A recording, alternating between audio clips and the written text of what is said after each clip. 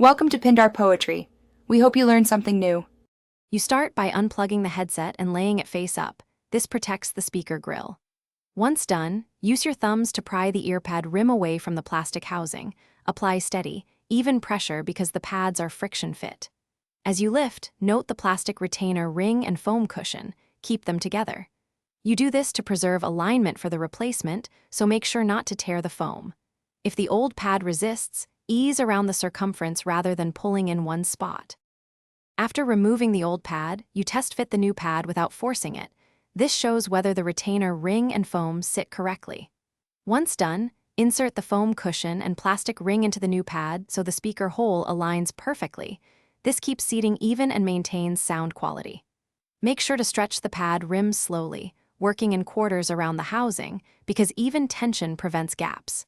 If you rush, the rim can bunch and cause poor seal or uneven clamp pressure. You now press the new pad into place, starting at one point and moving around while applying consistent pressure until the rim seats fully. You should feel or hear a subtle click as the retainer engages. Once seated, inspect the seam for gaps and make sure the ear cup contacts your ear comfortably, because a good seal affects bass and noise isolation. Finally, plug in and play audio at low volume. If you hear rubbing or distortion, reseat the pad and recheck foam alignment, then test again. Thanks for watching. Consider subscribing if we helped you.